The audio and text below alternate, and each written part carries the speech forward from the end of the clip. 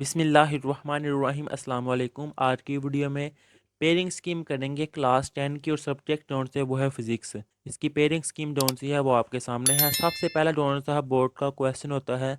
Question number 1 zone से है वो मल्टीपल चॉइस क्वेश्चन MCQs, जिसमें टोटल जोन से है फिजिक्स के 12 MCQs होते हैं, यानी कि इनके टोटल मार्क्स भी 12 होते हैं। जिसमें चैप्टर नंबर 1 से भी एक MCQs आता है, चैप्टर नंबर 2 में से भी एक, चैप्टर नंबर 3 जो कि चैप्टर नंबर 12 है उससे दो, चैप्टर नंबर 13 उसमें से एक, चैप्टर नंबर 14 में से दो, चैप्टर नंबर 15 में से एक, 16 में से दो आते हैं, 17 और 18 में से एक एक।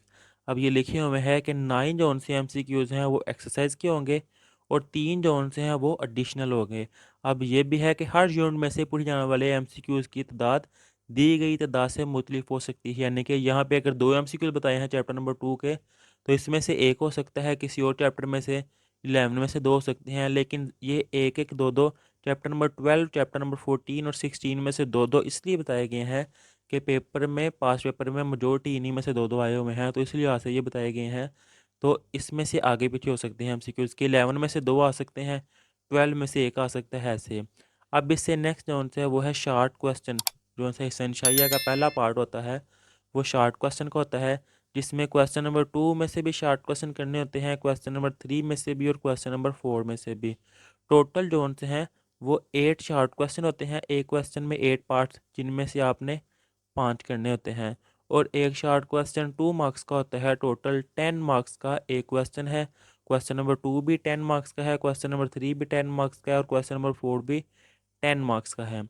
अब क्वेश्चन नंबर 2 में चैप्टर नंबर 10 होता है, चैप्टर नंबर 13 और चैप्टर नंबर 16, जिसमें चैप्टर नंबर 10 जौन सा है इसमें से 3 शार्ट क्वेश्चन आते हैं, 13 जौन सा है इसमें से भी 3 आते हैं और 16 जौन सा है इसमें से 2 आते हैं। अब आपने पेयरिंग स्कीम अगर देखने हैं तो आपने इसकी तैयारी कैसे करनी है अगर फिजिक्स का पेपर है।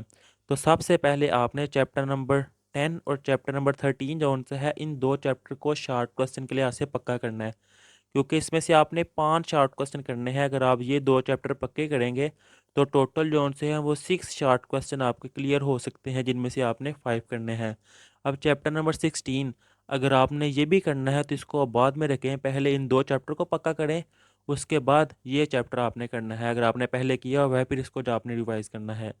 फिर इसी तरह चैप्टर नंबर 11 है और चैप्टर नंबर 14, इन दोनों चैप्टर में से 3 3 शार्ट क्वेश्चन आते हैं, यानी कि ये भी टोटल 6 बन रहे हैं। जिन चैप्टर में से 3 3 आ रहे हैं आपने सबसे पहले इन चैप्टर्स को करना है, ताकि आपके शार्ट क्वेश्चन जोन से हैं उनका क्वेश्चन क्लियर हो। जैसे क्वेश्चन नंबर 3 में से भी 5 करने होते हैं, ये दो चैप्टर करें तो 6 जोन से है वो आपके क्लियर हो रहे हैं।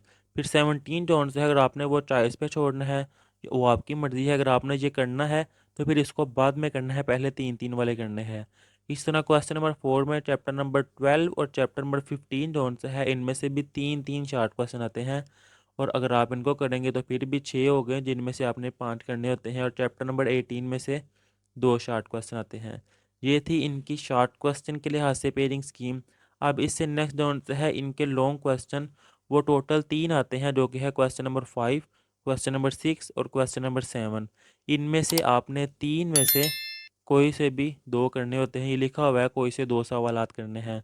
और क्वेश्चन नंबर 5 जो है इसमें ए बी पार्ट, वो चैप्टर नंबर 10, चैप्टर नंबर 13 और चैप्टर नंबर 16, इन तीनों चैप्टर्स में से किसी भी एक चैप्टर में से वो ए पार्ट दे सकता है, किसी भी चैप्टर में वो बी पार्ट दे सकता है।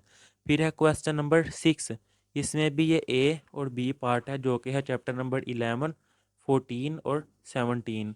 फिर इससे नेक्स्ट है क्वेश्चन नंबर 7, तीसरा long question, A B part, वो है चैप्टर नंबर 12, 15 और 18। किसी चैप्टर में से भी वो ए बी पार्ट दे सकता है। और यहाँ पर आपको मैं ये बता दूँ कि ए और बी पार्ट दोनों ही न्यूमेरिकल भी हो सकते हैं या दोनों ही थ्योरी में पूछे जा सकते हैं, वो उसकी मर्ज़ी है। चाहे वो ए बी दोनों न्यूमेरिकल दे दे, चाहे दोनों में से एक भी न्यूमेरिकल ना दे, चाहे एक न्यूमेरिकल दे दे और एक डोंट से वो थ्योरी दे दे। ज़्यादातर ऐसे ही आता है कि पार्ट ए डोंट से है वो थ्योरी होता है और पार्ट बी डोंट से है वो न्यूमेरिकल होता है। किसी भी बाब से न्यूमेरिकल पूछा जा सकता है, हर बोर्ड में मुख्तलिफ होगा। किसी भी चैप्टर नंबर 10 में से वो न्यूमेरिकल दे सकता है और 13 में से थ्योरी। ये कंफर्म पेयरिंग स्कीम में नहीं होता है कि चैप्टर नंबर 13 में से ही न्यूमेरिकल आना है और चैप्टर नंबर 10 में से थ्योरी आनी है। आपने ऐसा नहीं करना, ना ही ऐसी कोई स्कीम है, ना ऐसी आपने किसी की बात माननी है। हाँ, कोई वैसे बता सकता है, हिंट दे सकता है आइडिया के तौर पे कि इस चैप्टर को न्यूमेरिकल ज़्यादा बेहतर है, ज़्यादा इंपॉर्टेंट है, वो कर लो। लेकिन आपने इस लिहाज से रिस्क नहीं लेना। अगर आपने सारी तैयारी की हुई है तो आप सारा ही रिवाइज़ करें, वो बेहतर है। उम्मीद है आपको पेरेंट्स की भी समझ आ गई होगी। अल्लाह ताला आपको कामयाब करे। अल्लाह हाफिज़।